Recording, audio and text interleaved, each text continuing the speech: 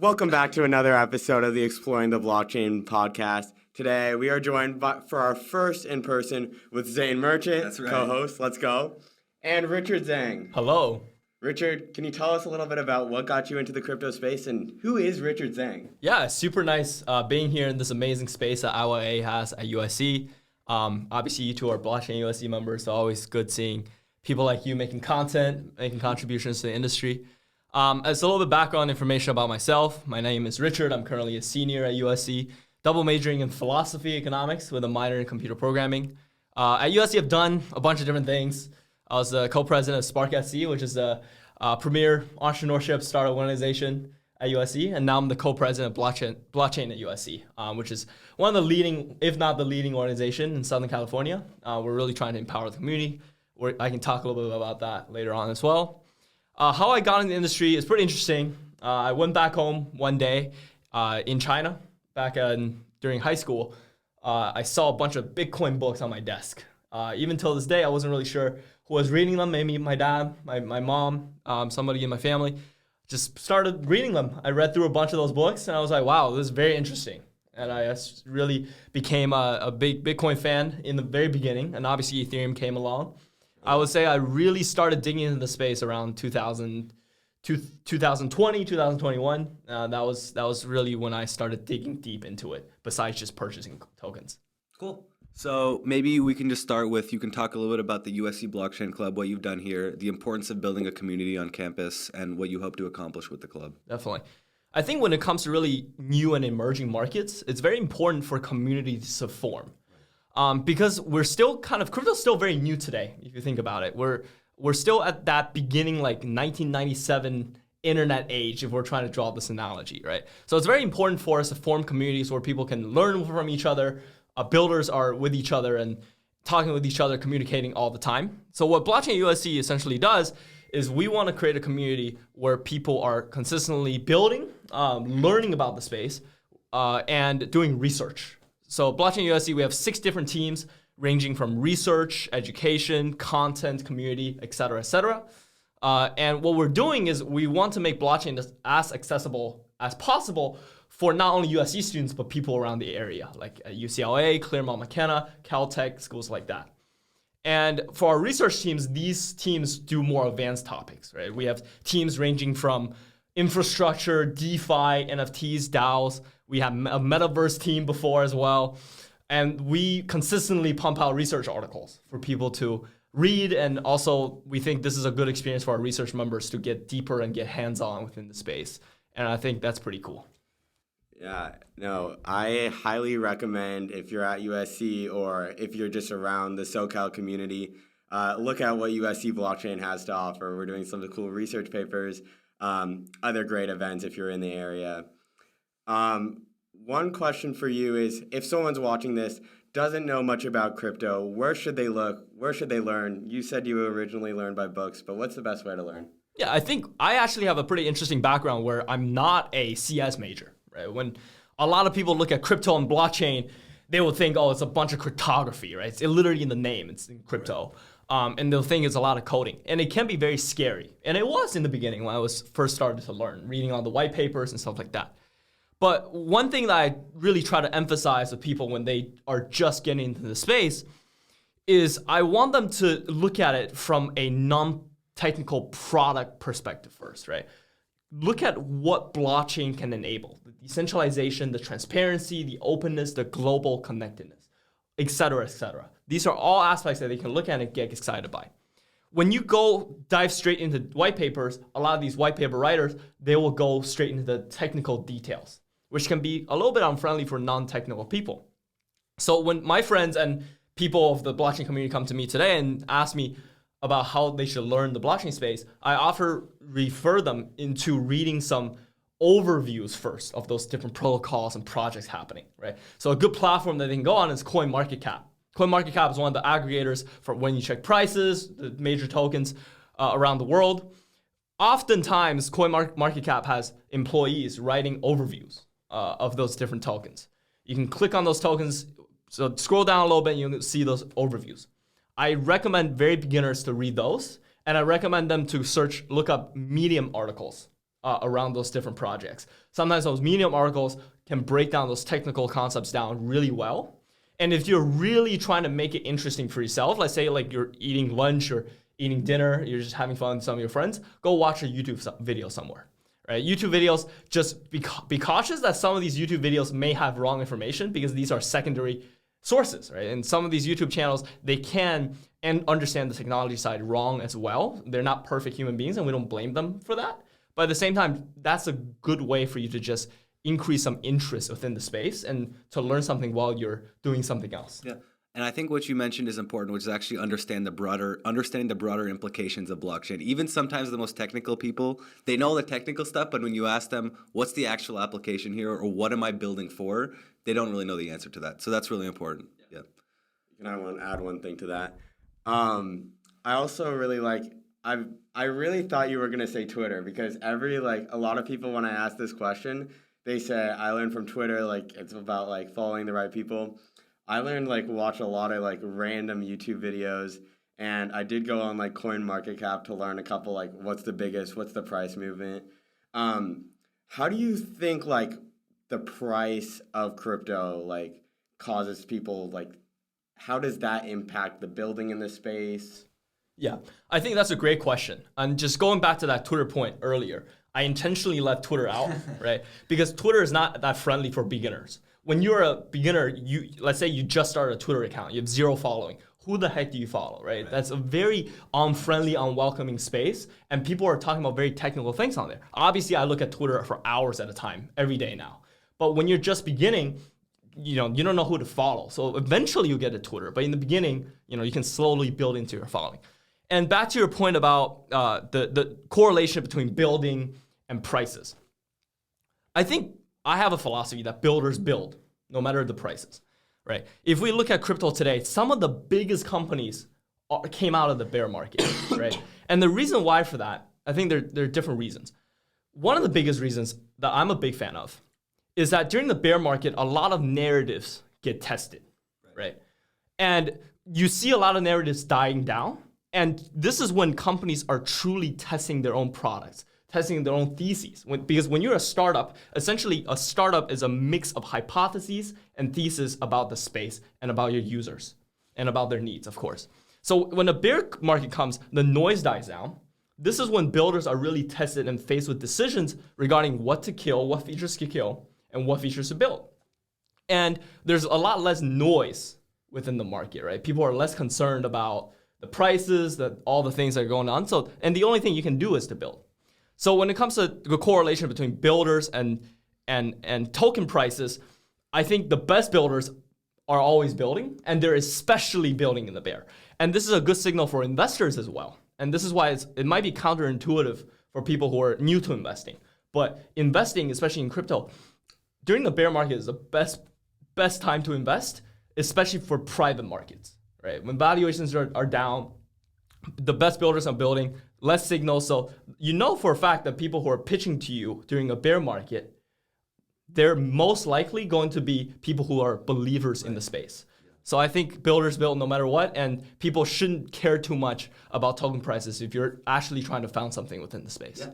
So maybe we can talk a little bit about in the private markets and the traditional Web 2 markets, venture capital plays a huge role. And I think you've kind of touched on a little bit about venture capital. Maybe you can talk a little bit about what role you see with venture capital in the Web 3 and the crypto world.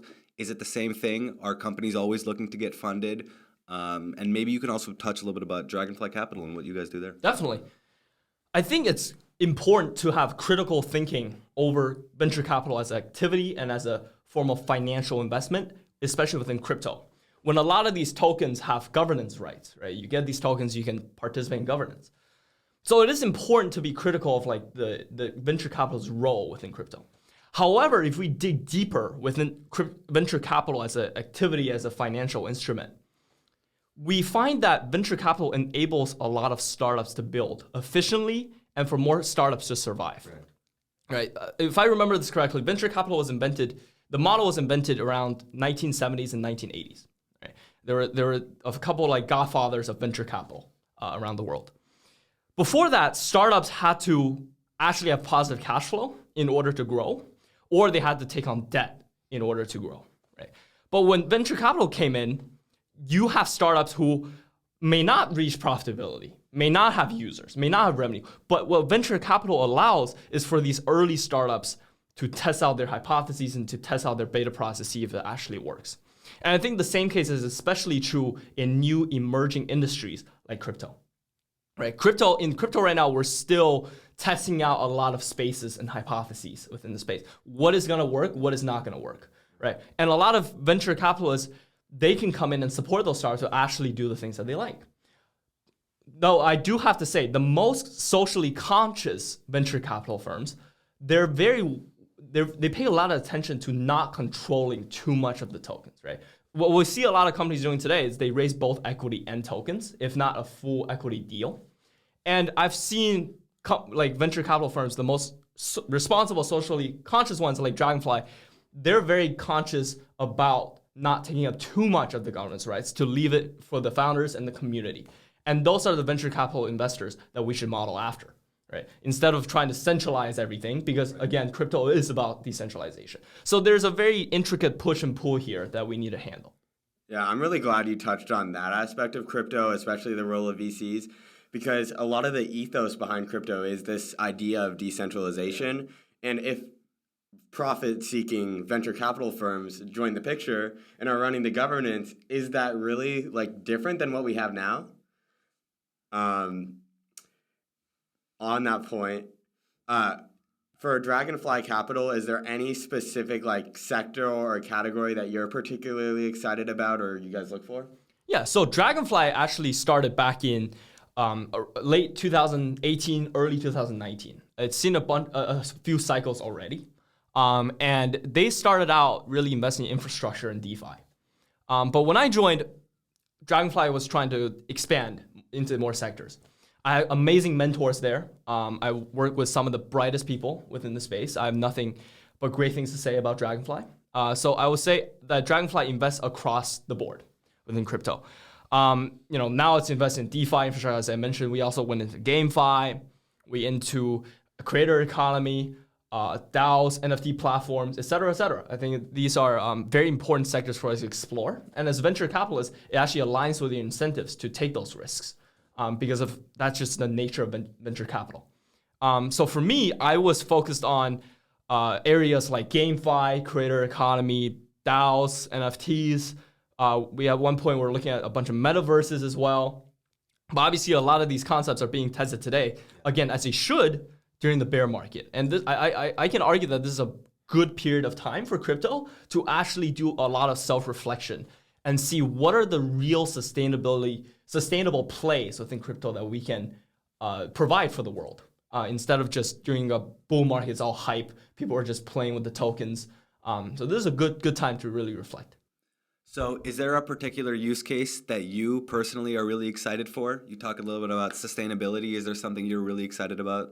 I'm really excited about crypto's role in emerging markets. Cool. Talk a little bit about that. Yeah. Within the world today, we live in the US right now, and I come from China, which is also a pretty established economy.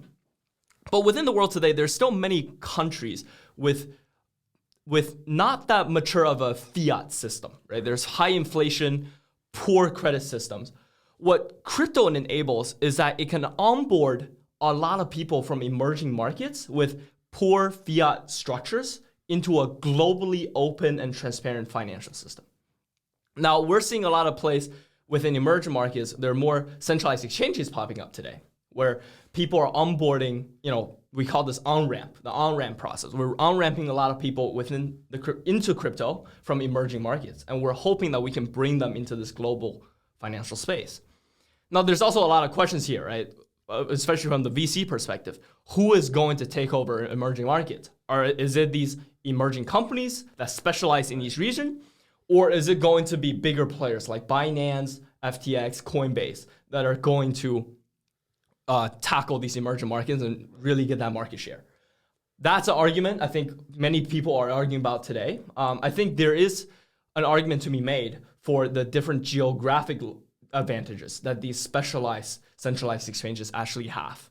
And I actually take a lot of this inspiration from looking at emerging markets in traditional Web2 economies, right? If you just look at Uber and how they competed with Didi back in China, Didi had a huge advantage within that emerging market. Obviously, crypto is different from Web2, but there are some lessons to be learned here. But I'm very open to years and different opinions when it comes to this space as well.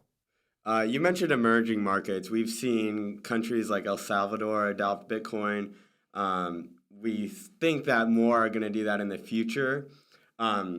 We have seen like that a lot of people in El Salvador have not really been using Bitcoin. Do you see people in these emerging markets, like, are they actually going to use this if they see the volatility? Yeah. I think with the volatility today, it's a hard argument and a hard pitch for them to actually use it. Obviously, El Salvador is taking a big hit in this bear market. We see these headlines going everywhere, right? But what I do see in the future is that when more applications within Web3 pop up, there will be more of a pitch and incentive for users and regular citizens to actually start adopting these tokens. Because right now, when you have Bitcoin, what can you do with it, right? It's mostly trading and mostly financial activities. You can't really go into a store to buy things. You can't really get it for physical goods of value, right? But in the future, when there's more applications and utility for these tokens, there's more of an incentive for people to actually start adopting it. Right. One of the critiques that I see a lot of people make about using something like Bitcoin in an emerging market is that even if they acquire the Bitcoin, they still have to transfer to their local fiat currency for it to be useful. Mm-hmm. So what you're saying is the idea is this cryptocurrency is actually going to be useful in these countries. They can go to a grocery store and they can purchase something, or they can use it for whatever other application that is there. But the idea is there's actually going to be some inherent value to it. Exactly. I think we have to be mindful of the fact that we're still very new. We're a very new emerging market, right? We're still trying to figure out the core infrastructure side, right? We just went through the merge. We're still trying to figure out interoperability, right? What does it mean to build on a multi-chain world? So when we're still trying to figure out the protocol layer, we need to have more patience when it comes to what really happens on top of the infrastructure, right? So if we really think for ourselves, if we're going to start a decentralized application today, what kind of infrastructure should we build on? If founders are still thinking about questions like that, we need to give ourselves more time before actual utility comes in. And there's obviously a lot of speculation going on, but we actually need to, I think I'm a big proponent for actually building things of value. I think builders really need to think about what is the actual utility I'm bringing to the world with this new technology. We shouldn't build for the sake of using blockchain, but we should leverage blockchain to actually build things of useful things. Yeah, that's a really important point. Like, you can't just slap Web3 on a project and then think it's worth $20 million.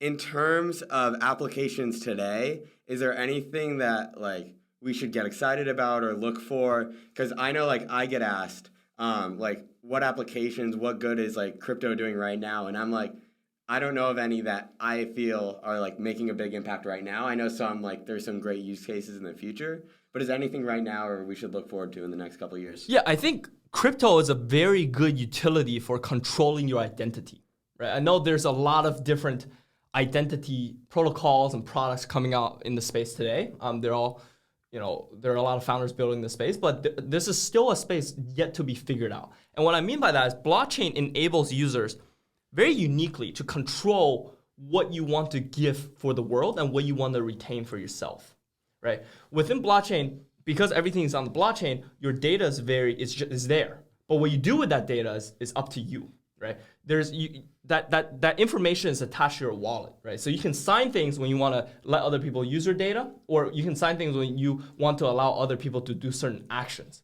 right? And across these different applications, for example, DeFi, GameFi, you can start building up a reputation for yourself, right? Are you a good gamer? Are you a good trader?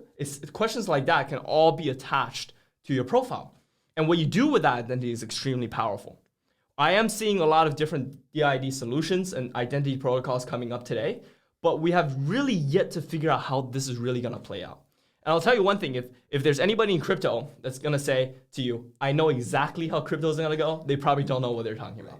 So the philosophy I'm taking when it comes to identities is I'm ready to be an active contributor and also user to the space, but I am keeping my mind open in terms of how the market is actually going to shape and how people are actually going to start using this type of product.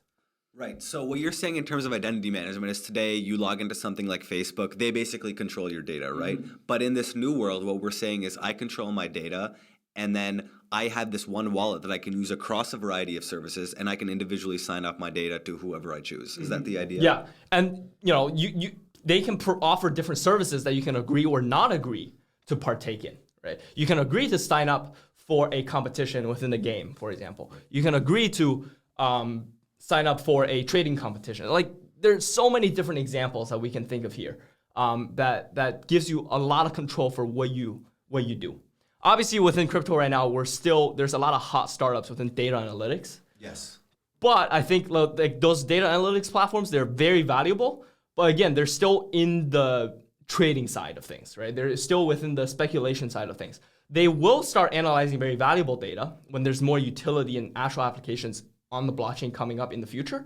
But right now, I think what I'm personally really excited about is what kind of future applications there will be within this space. And this bear market is a very good time to do so.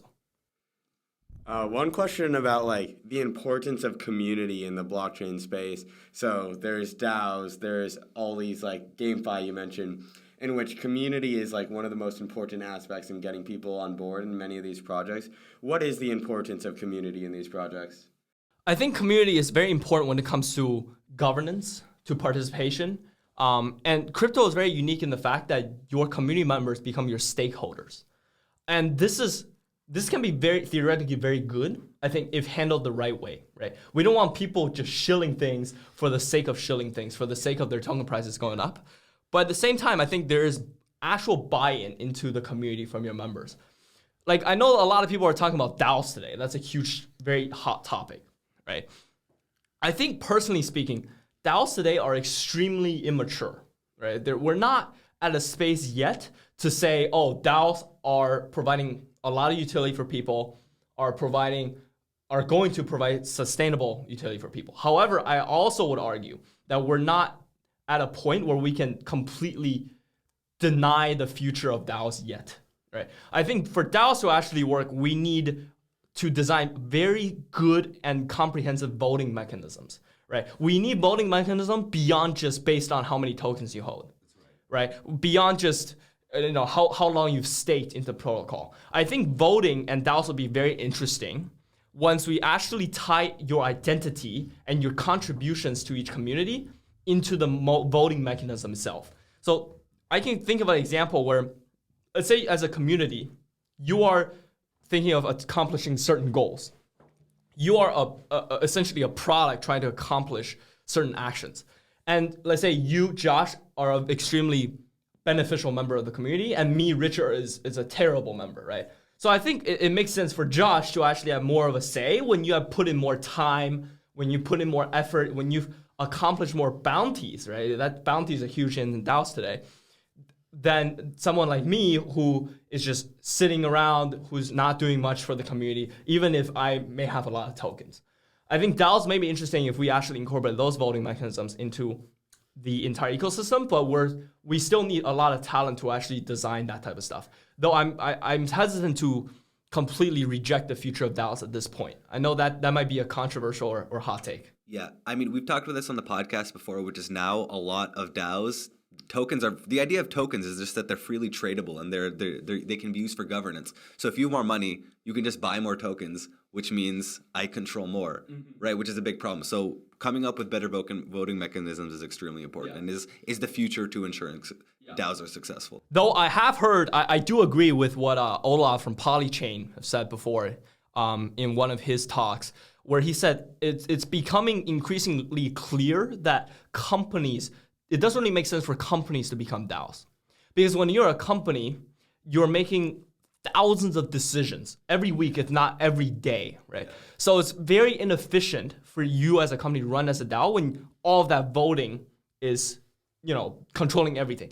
However, I would argue that it might be interesting, it just might be interesting, if you set up a voting mechanism within the company where the day-to-day operations are still decided by the team itself, but when it comes to very big decisions, when it comes to, let's say, like when you're handling your treasury decisions over a certain amount of money or tokens, right? you can set in rules in play where when it comes to big financial decisions, that will be put into a DAO voting mechanism to actually make decisions on that front. But when it comes to day-to-day operations, it's very inefficient to actually run a DAO that way. One more thing. A lot of the things we've talked about are in the future. When do you think realistically, obviously we all don't know, but like when do you think we'll see a lot of these applications and further production of like real use cases? I think I read somewhere a few weeks ago where the author said that it's very futile to predict anything 10 years in the future, right? I am definitely hoping that a lot of this utility will come before the 10 years mark, and I think it will. Though I think before we actually start seeing any utility, till that time, it's going to take at least 2 to 3 more years till we actually see really high utility. Like, I'll give you an example. When it comes to GameFi, right? It usually takes many, many years for GameFi to take out. Let's just, for example, GTA, right? The new GTA has taken what, more than 10 years to develop now? A couple days ago, somebody leaked game footage of GTA on Twitter, and the whole community popped off. But when it comes to actual utility of goods and products, it takes years to develop. So we need to give a lot of patience for these builders to actually build. But at the same time, we need to be mindful as people, as investors, as people in the space, or as future builders ourselves, because we're all thinking about building things. We need to actually have a long-term horizon. We need to have a long-term vision for the space. So I think it's going to take 2 or 3 more years for a lot of actual utility to come up. I'm not saying there's no utility today. There is some utility today, like DeFi, right? But there's going to be even more utility in the future in 2 to 3 years' time. Cool. That fantastic responses so far. We're going to close out this podcast with a new segment we're starting where we pull tweets from our guests and we just ask them to explain more context, give us a bigger picture, and see maybe if you've learned anything since you've tweeted this. So the first tweet is, tokenized carbon credits platforms are the college tutor matching websites for Web3. Every day you're just like, another one? So what does this mean? Is this still true today? And what is up with tokenized carbon credits platforms? This is very funny because I don't actually tweet that much. I always felt pretty uncomfortable shouting something into the world. But that's one of my tweets that I really wanted to say because, let's talk about peer tutoring platforms first because that's a part of the tweet. For peer tutoring platforms, every semester, USC is a very entrepreneurial school. There's a lot of founders building stuff all the time. I love that aspect of USC. But every semester, I see at least one group trying to make a peer tutor matching platform. Right? And this is a similar case is happening in crypto today, right? Every few weeks, every other week, I will see a new carbon credits platform popping up using crypto, tokenizing carbon credits. This is especially hard when carbon credits, if you think about it, is very off-chain. And there's a lot of double counting going on. So if you really dive deep into the carbon credits market, you'll realize that there's a lot of double counting, there's a lot of miscalculations, there's a lot of things happening off-chain that you cannot control on-chain, right? Right? Exactly. So when we're still, as a space, when we're still struggling with on-chain stuff, just pure on-chain stuff, is really hard. I think it's maybe too early to all of a sudden bring a lot of off-chain stuff on-chain, right? Obviously, there's oracles, there's also decentralized oracles coming up today. But I think it still might be a little too early to all of a sudden introduce a lot of off-chain elements to on-chain products. And I think we do need a little more time. I'm not saying that that's not doable, but I think we need a little bit more time before we do that. Yeah. All right, next one. 2 out of 3 so far. So this is the second one. Has anyone seen projects at the intersection of blockchain and energy/electricity? Have you seen any since tweeting these, and do they have any potential? I got a few replies on that. And most of them were not prominent projects. I saw one that was tokenizing, if I remember this correctly, tokenizing certain aspects of the utility companies, or sharing energy sharing model through tokenization. Though I have to say the conclusion that I arrived, because I tweeted this a while ago, the conclusion that I arrived at was that there's not a lot of prominent tokenizing models for energy. And the reason why I'm really interested in that particular area is I also think that climate change is one of the greatest challenges for our generation. And I think, time has proven again and again that we cannot rely on pure charity and goodwill for our generation, for our world to solve climate change, right? Charity and goodwill are extremely good, and I promote them, but we as a world can only rely on those two elements to solve climate change. So I'm constantly thinking about how do we really incentivize protecting the climate, and can crypto be a part of that? That's an open question. I invite the audience to discuss further with me. I am actively thinking of ways to build within the space as well. So open to ideas, open to suggestions. I'm really excited about this space in general. Cool. And then last one, we need to figure out content moderation in Web3. Any innovative solutions so far? This is super interesting to me. Content moderation is a huge problem today that is constantly under debate. What do you think about content moderation in Web3? I think content moderation, when a lot of crypto native people hear this word, they may raise a lot of concerns or opposition immediately, right? Because crypto is about transparency, about permanence, about decentralization. But however, I want to argue that for a lot of content in crypto, for crypto to actually reach mass adoption, we need to figure out content moderation, right? We cannot have very problematic content and images or videos, whatever you think of it, to be permanently stored on chain. But however, I also am a big opposer of doing content moderation in a centralized way. We should not give this content moderation, which is a huge power and control of the space, to only a few entities or even one entity to decide. So how do we do content moderation in a decentralized way? I don't think anybody has figured that out yet. At least I have not seen any really polished solutions. So I'm actually really excited about, if there is there a opportunity for us to figure out content moderation protocol that can do this across dApps, across chains, across infrastructures, and can we really decentralize incentives for good content, for good-willed content, and incentivize the deletion and detection process of bad content? This is extremely difficult. It can be extremely controversial. This entire process can be very, very controversial, but it's very important for us to figure out as a space. Great. I agree. The First Amendment, everybody has different views on what people should say. Twitter has their own issues with what they allow, what they don't allow, but every big media does. So we'll see if Web3 can help that in any way. One last question, and then we'll wrap up here. I wanted to know, you interact with a ton of people in the community in the Web3 space. I think there's a big diversity problem in the Web3 space. It's heavily male, and you kind of can you tell us a little more about how we bring more diversity to this space? I think as a community builder myself, I'm currently building the blockchain USC community. I actively try to increase representation, right? When we go to conferences today, it's mostly male, white, or Asian, right? I think that's kind of the demographic of crypto today. How we can make that better is we ourselves need to be hyper conscious about how to make this space more welcoming. Are we telling inappropriate jokes? Are we saying things, or are we writing things, or are we tweeting things even that may come off as unwelcoming for different groups, for people who we want to invite to? And I'm as an event, I coordinate a lot of events. I bring a lot of communities together. I also do a lot of research in the space myself.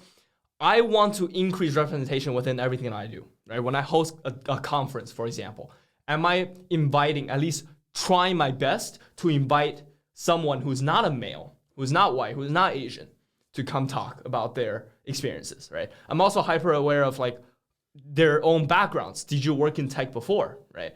I think it might be very interesting for the audience to hear someone who comes from a more diverse background. I think when we increase representation in Web3, it not only makes the entire community benefit from diverse opinions, we can also make better products. Because I'm a huge believer that you need to be who you're trying to serve, right? Your company needs to be who you're trying to serve. If we're really trying to reach mass adoption, we need to make sure our community members represent that. We cannot just be one single identity when we're trying to serve a myriad of identities. So that's very important for me to keep my mind on, and I vouch for other people to also focus on that as well. Fantastic. That makes a lot of sense.